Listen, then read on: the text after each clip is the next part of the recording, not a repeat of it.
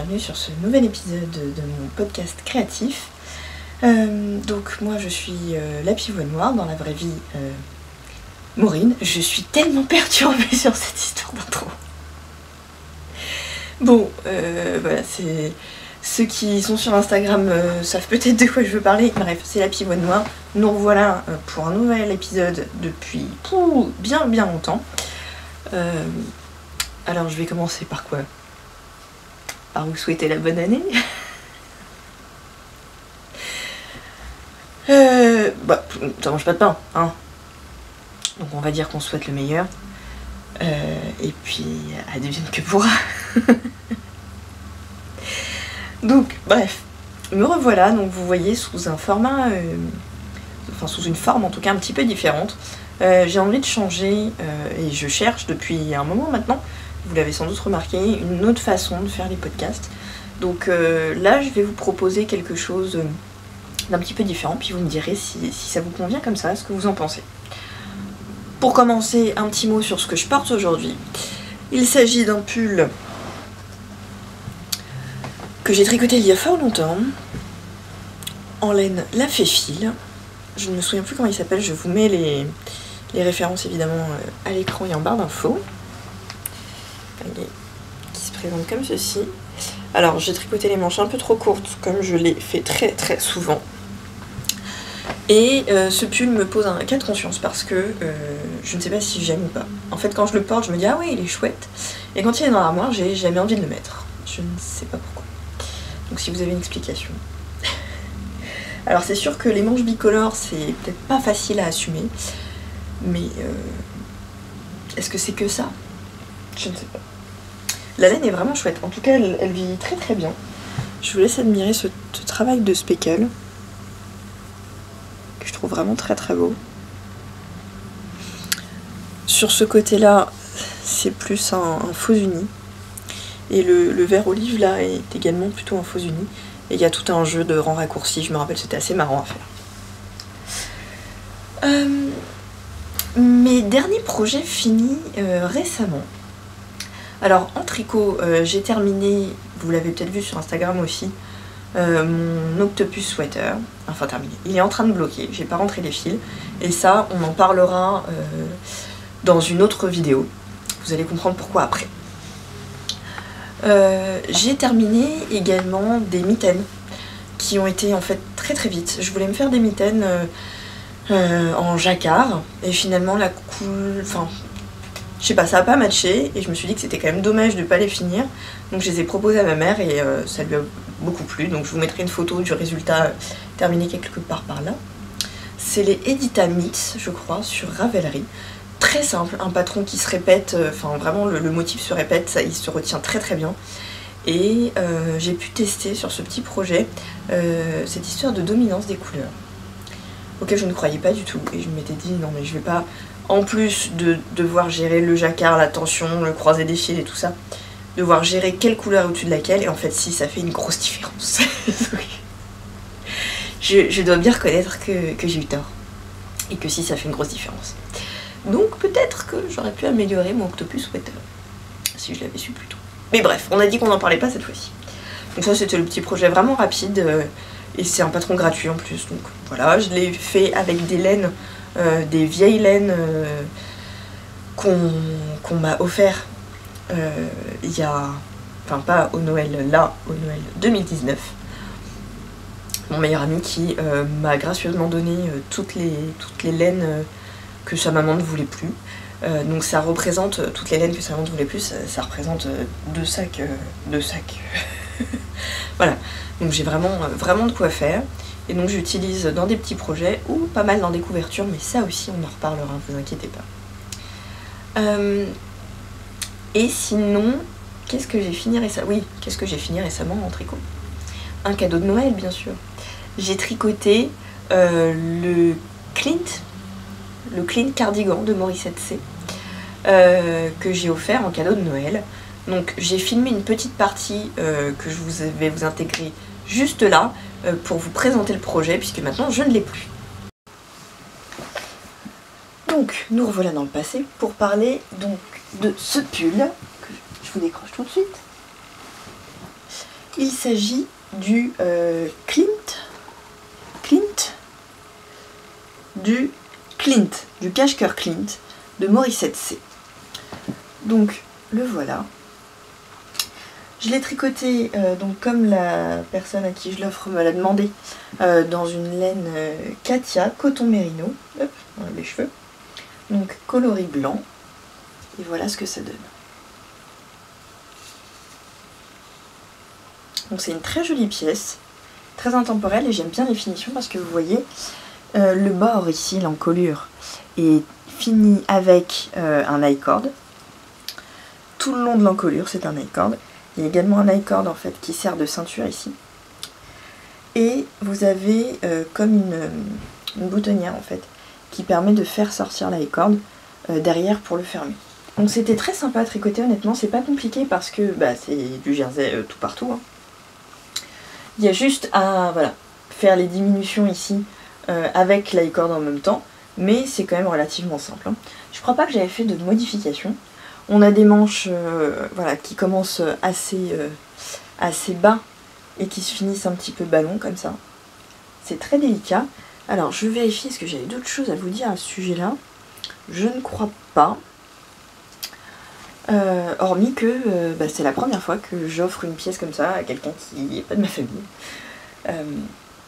Mais je sais que ça sera apprécié à sa juste valeur parce que c'est une personne qui fait de la couture et donc qui sait le temps que ça prend de faire des pièces soi-même et qui saura apprécier le fait main dans sa garde-robe. Voilà, je me demande si je m'en ferai pas un pour moi honnêtement. Peut-être pas en blanc. Je sais pas, peut-être qu'en noir ou en gris ça pourrait être aussi très sympa. La Katia Cotton Merino, elle est assez agréable hein, à tricoter. C'est le genre de laine qui, vous voyez, on dirait un petit peu un tricotin à l'intérieur. Ça fait comme des... Ouais, comme s'il y avait des mailles qui sont faites par un tricotin. C'est assez sympa. On va voir comment ça vieillit, si ça bouloche beaucoup ou pas. En tout cas, là, ça fait un petit moment que je l'ai terminé. Alors, je ne l'ai pas porté, évidemment, mais il est sur mon mannequin pour éviter qu'il garde des plis. Vous voyez, comme quand on met des pulls dans une armoire, qui restent longtemps. Il garde les plis quand même de comment on les a positionnés. Donc, il est posé sur mon mannequin pour pas non plus déformer les épaules sur un cintre. Et, bah écoutez, pour l'instant, ça se passe bien. Il y a des pulls, il y a des laines, franchement. Juste en les regardant, elles boulochent. Voilà, il y a juste un petit truc que j'aimerais reprendre avant d'offrir, c'est que vous voyez de ce côté-là, j'ai une maille qui s'écarte un peu, je sais pas pourquoi. Donc je vais juste faire un petit point de couture pour que ce soit bien fermé, bien fini, que ça fasse pas comme s'il y avait un trou alors que bah, il manque pas de maille. Je ne sais pas, c'est peut-être le début de l'I-cord, je me rappelle plus. Honnêtement, ça fait longtemps que je l'ai commencé, donc je dirais qu'il est là le début de l'I-cord. Donc voilà, c'était le Clint de Morissette C qui s'en va rejoindre sa propriétaire. Donc voilà, ça c'était pour mes derniers projets terminés en tricot.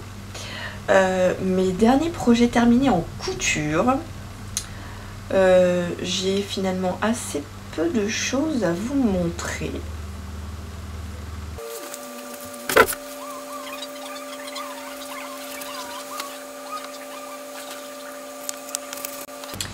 Ah si, j'ai quand même une petite jupette à vous montrer que j'ai réalisée.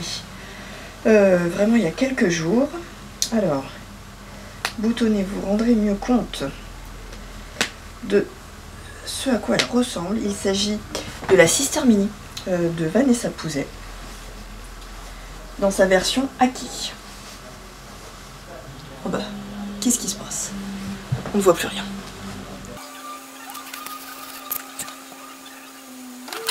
Donc il s'agit de la Sister Mini dans sa version Aki.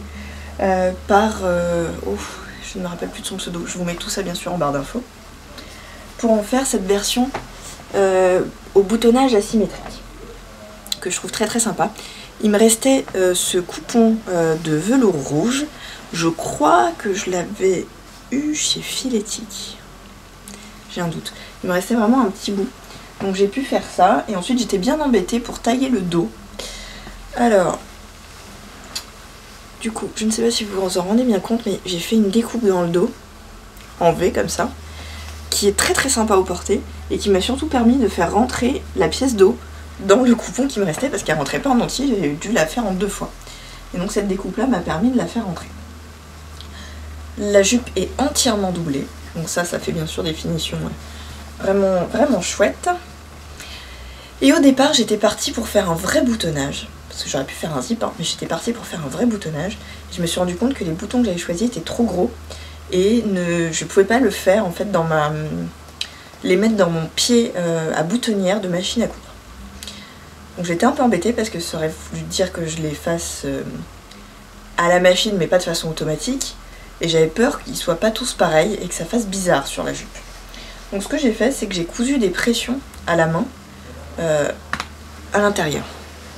Vous voyez, en fait les boutons ne boutonnent rien, il y a des pressions qui maintiennent, donc c'est cousu à la main et ensuite c'est cousu comme un cochon juste dans la doublure comme ça. Donc il y en a 4, ce qui fait que les finitions sont moins propres que ce qu'elles auraient pu être honnêtement, puisque comme vous allez le voir, la couture dans la doublure elle est pas exceptionnellement belle, hein, mais ça me permet d'avoir des attaches qui tiennent la route, et c'est ce qui me permettait d'avoir les finitions les plus propres à l'extérieur, partie comme j'étais, sinon effectivement il fallait démonter la jupe et la doublure pour caser une fermeture éclair à l'intérieur que je n'avais pas dans la bonne couleur de toute façon. Donc bon, voilà, finalement je me suis débrouillée comme ça. Je vous mets la petite photo portée, je la trouve hyper sympa. Je l'ai déjà portée une fois, donc je vois que je suis très bien dedans. Il n'y a aucun souci, les boutons n'ont pas sauté pendant que j'étais en train de manger ou de marcher, donc ça c'est plutôt la bonne nouvelle. En encours, les encours j'en parlerai maintenant assez brièvement, parce que finalement vous dire bah j'ai fait ci, je suis en train de faire ci, en train de faire ça, ça apporte pas grand chose, j'ai l'impression. Je préfère vous parler de choses que voilà j'ai faites, que j'ai mis à l'épreuve un petit peu du temps, pour montrer comment ça évolue, parce que je me rends compte que des fois on est très content de quelque chose et à l'usage on s'aperçoit que ça va pas. Donc plutôt que de vous donner des infos qui vont s'avérer fausses avec l'usage, je préfère qu'on en parle un peu après.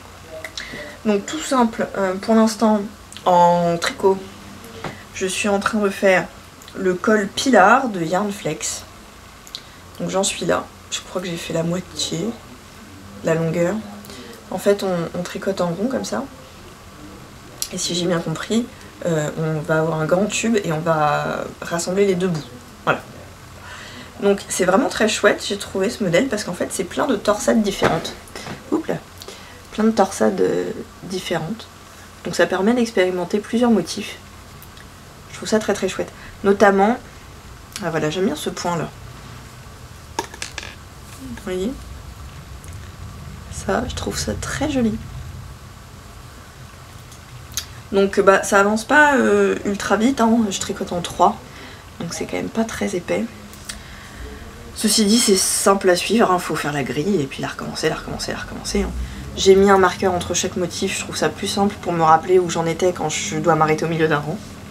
Et je tricote dans un écheveau que j'ai depuis un petit moment déjà, qui est de la pelote vagabonde, que j'avais eu dans une box. Et j'en ai un écheveau et 3/4 d'un écheveau. C'était une box qui était prévue avec un châle précis à faire, donc j'ai la quantité pour ça, mais le châle me plaisait pas spécialement. Mais ce qui fait que j'ai pas 2 écheveaux entiers. Je trouve les couleurs vraiment belles. Vous voyez ces touches d'orange là? Voilà, là la couleur elle est vraiment bien. Je trouve ça trop beau. C'est la couleur où l'image c'est une grappe de raisin. Je vous remets évidemment toutes les références, mais je trouve ça tellement joli, ce marron très chaud, très rouge. C'est vraiment une couleur sublime, donc j'ai vraiment hâte de voir ce que ça va donner au porté. Je pense que, alors c'est pas forcément heureux avec le violet là, mais ça va bien m'aller au teint. On espère. Donc la partie un peu podcast à l'ancienne s'arrête là. Maintenant on va faire un focus particulier sur un sujet, un thème bien précis. Et aujourd'hui j'avais envie de vous parler de jeans, parce que je commence à avoir pas mal de recul sur des jeans, sur les tissus de jeans notamment, sur différentes constructions, différents patrons. Donc j'avais envie qu'on parle de ça.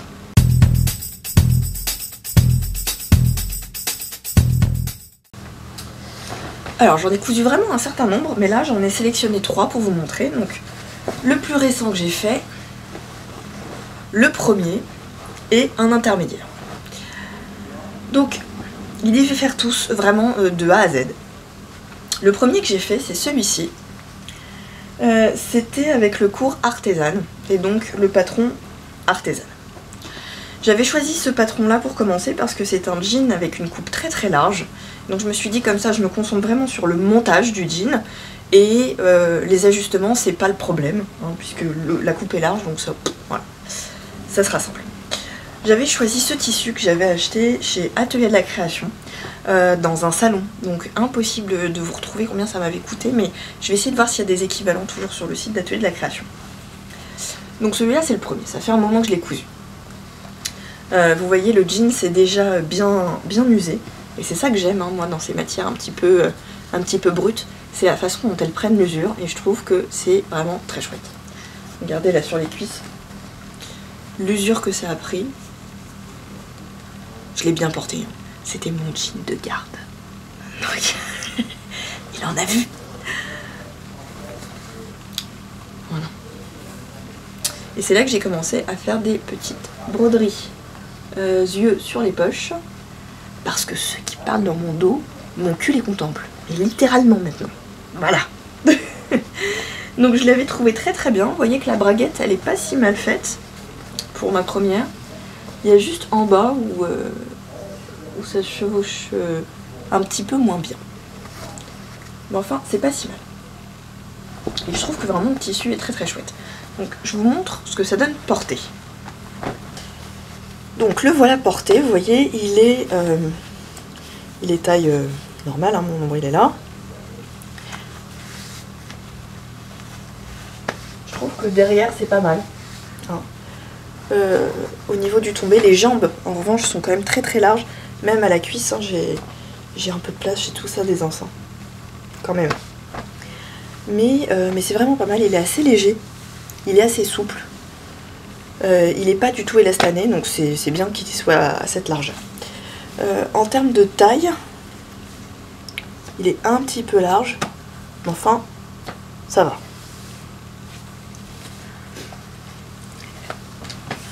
Maintenant, on va parler d'un autre patron.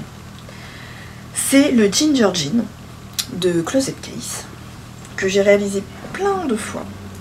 Et notamment dans cette espèce de jean élastané rince-colle.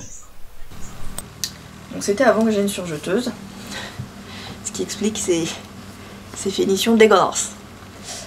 Donc le voilà.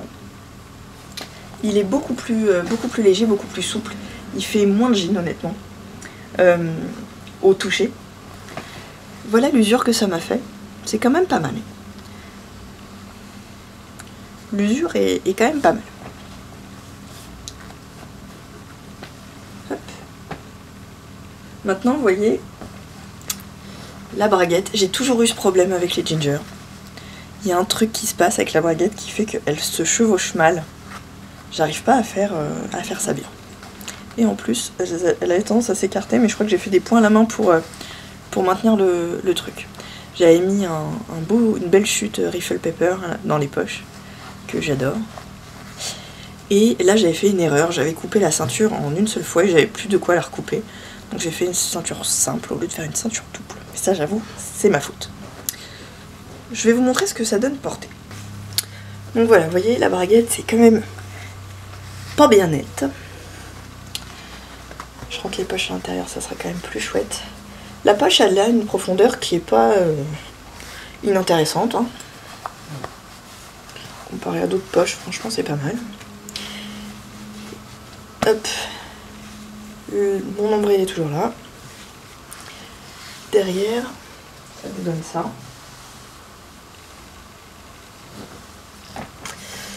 Je trouve que c'est pas mal. Je suis quand même moins confortable. En fait ici, j'ai l'impression que la longueur de fourche est quand même plus courte. Et donc si je veux bien le remonter, ça tire un peu. Alors, pour ce qui est des jambes, que là vous voyez pas bien, j'ai un problème de couture qui tourne. En fait cette couture là, elle a tendance au fur et à mesure de la journée hop, à passer devant comme ça. Et j'ai fait des petites recherches et il semblerait que pour les jeans, surtout avec élastane, il faut éviter au possible, franchement, de couper avec les pièces de patron 2 à 2 en pliant le tissu. Il faut couper chaque jambe séparément pour éviter ce problème-là. Donc si jamais vous avez ce souci avec vos pantalons, essayez de faire comme ça. Vous me direz si ça a fonctionné pour vous. Moi j'ai l'impression que ça fonctionne depuis que je ne le fais plus, que je coupe chaque jambe séparément, ça ne tourne plus. Pour ce qui est du tissu, un peu terrible, un peu terrible. Alors c'est sûr c'est pas cher, donc si vous voulez faire votre toile de jean avec, pourquoi pas, après tout. Maintenant j'avais fait une coupe vraiment slim, et il était très slim, hein. Vraiment, vraiment slim hein, quand je l'ai fait. Et regardez, hop, là je peux pincer tout ça du tissu maintenant. Vous voyez comme il s'est détendu? Mais tout ça. Hein. Donc je trouve qu'il vieillit pas très bien. Hein. Il perd son élasticité, en fait il se détend, et puis quand il est plus élastique il reste comme ça. Voilà. Donc pas terrible terrible. Après, bah, il est beaucoup moins cher. Donc est-ce qu'on peut lui demander de faire aussi bien? Ça c'est à vous de voir. Hormis ça, j'ai pas de... Je veux dire, il s'est pas abîmé de façon anormale, il s'est pas mis à pelucher, à faire des trous, les coutures ont pas craqué, il n'y a pas eu ce genre de soucis. C'est vraiment sur l'élasticité que, bah, là, aujourd'hui, il est absolument pas élastique, il est juste détendu. Quoi. Voilà. Voilà. Pour ce qui est du patron lui-même, à part la braguette, où vraiment là... il y a un truc que je comprends pas avec le montage de la braguette des Ginger. Et ça me convient pas. Bon, c'est pas grave. Je suis passée à un autre patron. Le dernier en date, c'est donc ce patron que j'ai fait. C'est le Trent d'Anna Rose Pattern. Une marque que j'aime beaucoup, qui fait des choses très, très fines et bien finies. Le voici. Donc depuis, j'ai une surjeteuse, ce qui fait des finitions quand même un petit peu plus propres. Donc voilà le Trent. Je trouve ma braguette beaucoup mieux. Beaucoup mieux. Alors je l'ai cousu il n'y a pas très longtemps, mais il commence à prendre des petits plis comme j'aime. Tranquillement. Voilà. L'arrière, comme ceci. J'aime peut-être mieux la façon dont j'ai brodé les poches sur le tout premier jean. Hein, ne pas faire tout le contour de l'œil, mais faire juste un arc de cercle comme ça. C'était peut-être plus joli. Regardez, je vous remontre. Vous voyez ce que je veux dire? Je pense que ça, c'est plus élégant. Donc je referai comme ça à l'avenir.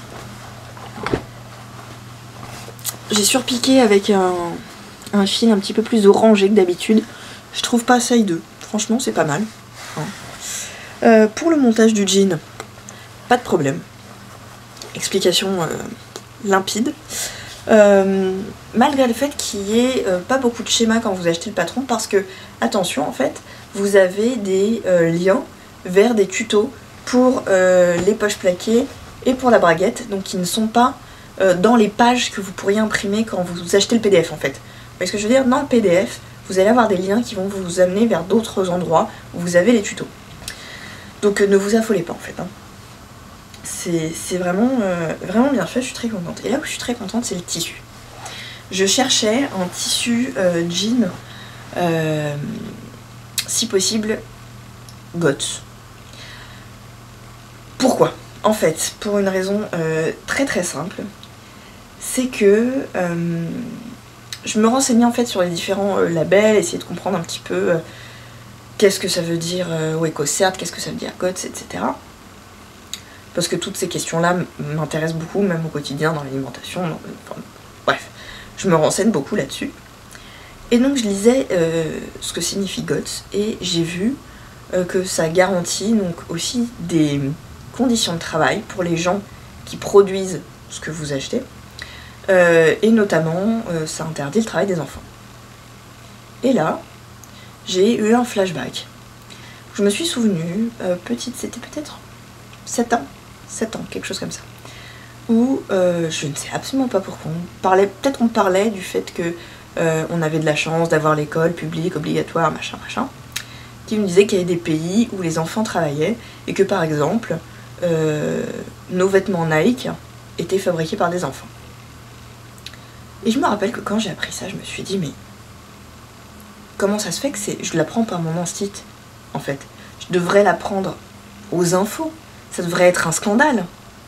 Et j'étais persuadée qu'en fait, la nouvelle allait se répandre et que Nike allait fermer, vous voyez. Enfin, c'était inconcevable. Et puis non, Nike n'a pas fermé.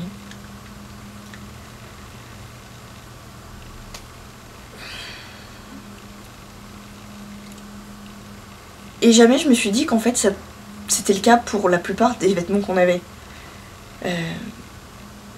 J'avais 7 ans. Et là, je me rends compte, en fait, que non seulement c'est vrai pour la plupart des vêtements qu'on achète, mais c'est aussi vrai pour la plupart des tissus qu'on achète.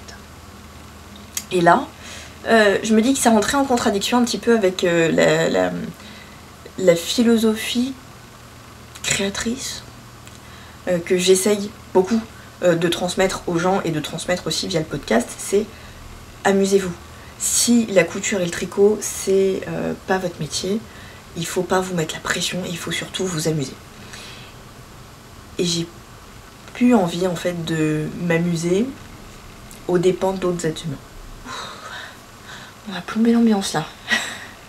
Bref, j'en suis arrivée comme ça à me dire que il fallait que je me trouve du tissu de jean goth.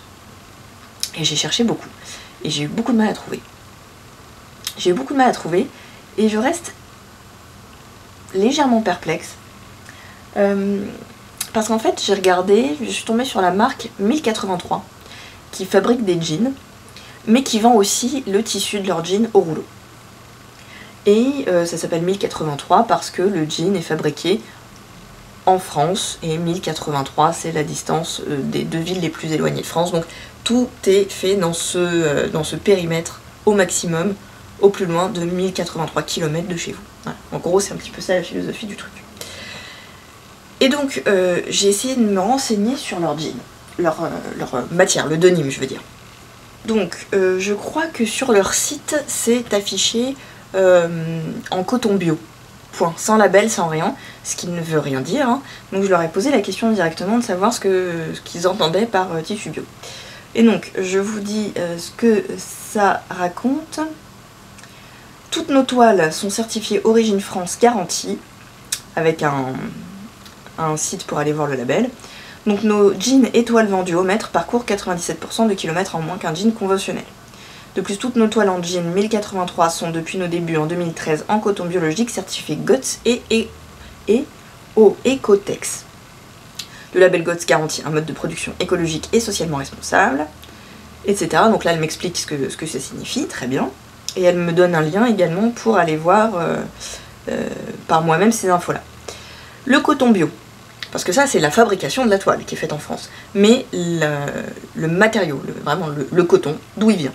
Le coton bio provient principalement de Tanzanie, du Bénin ou du Mali, où l'irrigation est raisonnée. Cette matière première est la dernière étape qu'il nous reste à relocaliser en France, soit en attendant que le réchauffement climatique, soit en attendant le réchauffement climatique, hein, parce que le coton ne pousse pas vraisemblablement dans nos contrées, soit en recyclant vos vieux jeans. Le label Ecotex, quant à lui, garantit l'absence de substances nocives pour la santé, etc. Ce qui s'applique aux différents composants du jean, elle me dit donc le fil à coudre, les intérieurs, les impressions, les accessoires non textiles tels que les boutons, la fermeture éclair, les rivets, etc. Si jamais vous achetez le jean tout fait. Donc voilà, le tissu est certifié GOTS. Il reste la récolte du coton.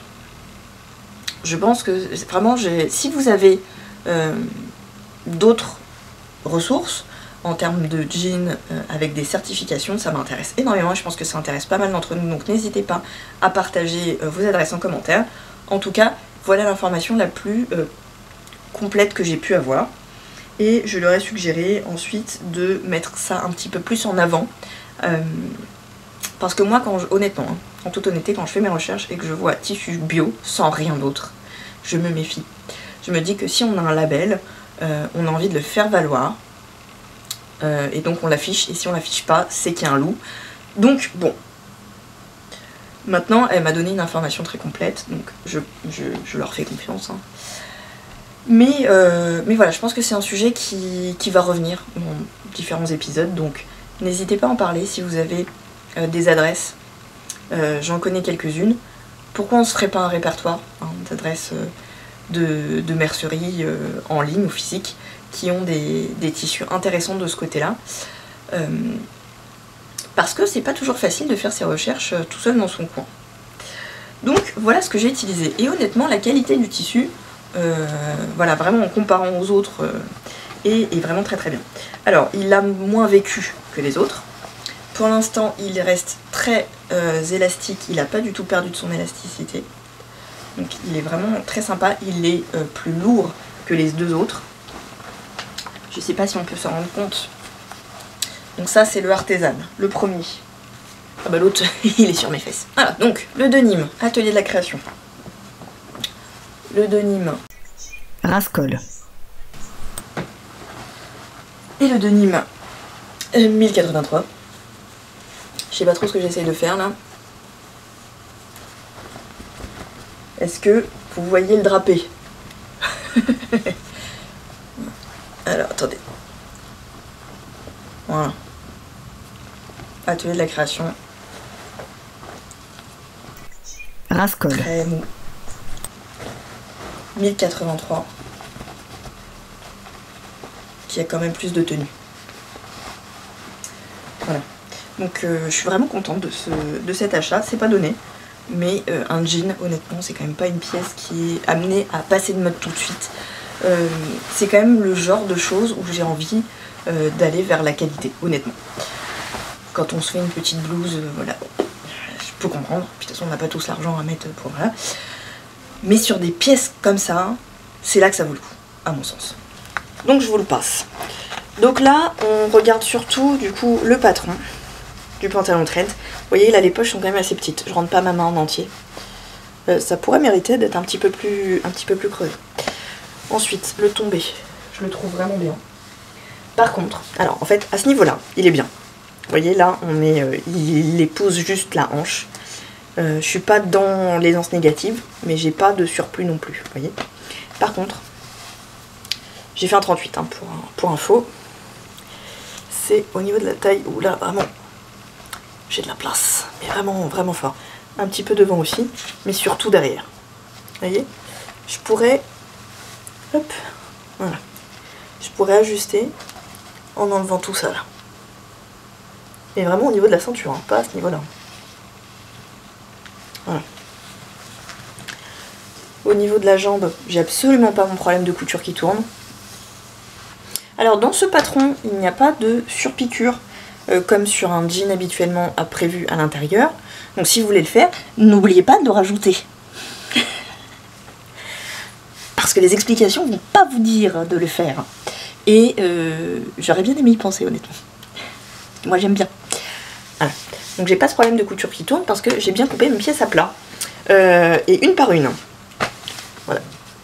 Donc en fait, je pense que je vais garder le 38 au niveau des hanches et rattraper le 36 au moins sur cette pièce là. Ici. Rattraper le 36 et réduire un peu la ceinture. Voir si ça suffit à améliorer le cintré du jean. Ou s'il faut que je reprenne aussi un peu le devant. Voilà. Donc honnêtement, si j'avais une recommandation à vous faire, le tissu 1083, très bon. Je vais vous mettre la référence exacte de celui que j'ai choisi, parce qu'ils en proposent plusieurs. Il est vraiment très très bien. Alors après, on peut déplorer qu'il n'y ait pas de couleur. Il n'y ait par exemple pas de noir.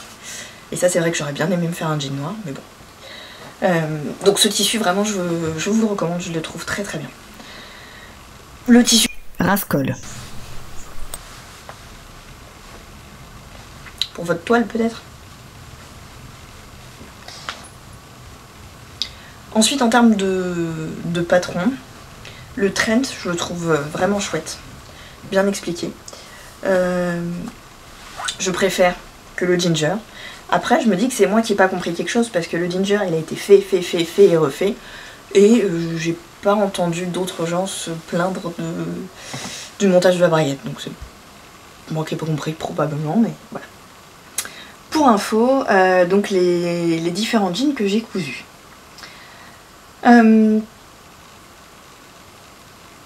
Si vous avez envie de vous lancer dans le jean, pour revenir sur le artisan, je trouve que le cours artisan est très très bien. Si vous avez vraiment envie de ne pas vous planter, d'être tenu par la main dans le montage, vous pouvez commencer par ça. Honnêtement, moi j'ai pas été déçue de l'avoir fait. Si c'était à refaire, je reprendrais le cours artisan. Donc voilà pour la partie focus, qui était donc une partie focus couture cette fois-ci. Donc vous l'avez compris, on alternera plus ou moins, mais l'idée c'est d'alterner les focus couture et les focus tricot-crochet quoi. Voilà. On va finir avec une petite partie bonus. Donc je vais vous parler d'un cadeau que j'ai reçu à Noël. C'est ce bouquin là, donc qui s'appelle La Clé, Astoli, de Fanelia et Taharn, qui est un magnifique livre, qui est également un jeu d'enquête en fait. À l'intérieur, vous avez une espèce de conte avec des pages vraiment superbes, des dessins magnifiques. Je vous en montre quelques-uns comme ça. C'est vraiment très très beau. Regardez ça par exemple. C'est très joli comme illustration. Et en fait, chacune des doubles pages de ce livre contient une énigme à résoudre. Vous n'avez aucun indice sur comment commencer. À vous de vous débrouiller, de chercher, de regarder l'illustration, de regarder le texte, de feuilleter le bouquin, que vous pouvez lire simplement comme un livre, ou alors vraiment jouer page par page, et vous n'avez pas la solution. En fait, vous avez un forum Discord créé par les concepteurs donc, du jeu, où vous allez pouvoir soumettre vos idées, vos pistes, vos propositions de réponse, et avancer comme ça dans l'histoire. Qu'est-ce que j'aime dans ce livre? C'est que c'est un jeu complètement atypique en termes d'énigmes. C'est vraiment très prenant. Et je trouve que c'est très intéressant, surtout si vous aimez par exemple les jeux d'énigmes et que vous faites beaucoup d'escape game, type Unlock, des choses comme ça. Parce que là, c'est tout le contraire. Finalement, dans les jeux d'escape game, vous avez un temps imparti qui fait que c'est parfois plus intéressant et plus rentable de prendre un indice et de subir la pénalité que de perdre trop de temps sur une énigme. Donc ça vous invite à être surtout efficace, à avoir un bon rendement d'énigmes. Ça vous invite pas à aller au bout de la résolution de l'énigme. Et ça c'est tout le contraire parce qu'on vous aidera pas. On vous aidera pas. Si vous voulez sur le forum, vous pouvez demander un peu d'aide, on va vous aiguiller, mais on vous lâchera jamais la réponse.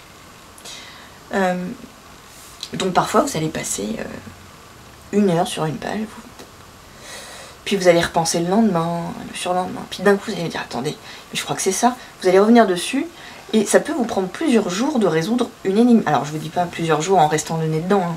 Voilà, ça mouline des fois en arrière-plan, mais vraiment ça va être la satisfaction d'être arrivé au bout du raisonnement. Et c'est en ça qu'il est vraiment différent des autres jeux, et que je le trouve hyper sympa. Hormis le fait que l'objet en lui-même est sublime. Ça s'adresse, je pense, surtout aux adultes, aux ados peut-être, mais pas aux jeunes enfants en tout cas, parce que les énigmes sont quand même pas simples. Et il faut vraiment, comme je vous le disais, de la patience. Voilà.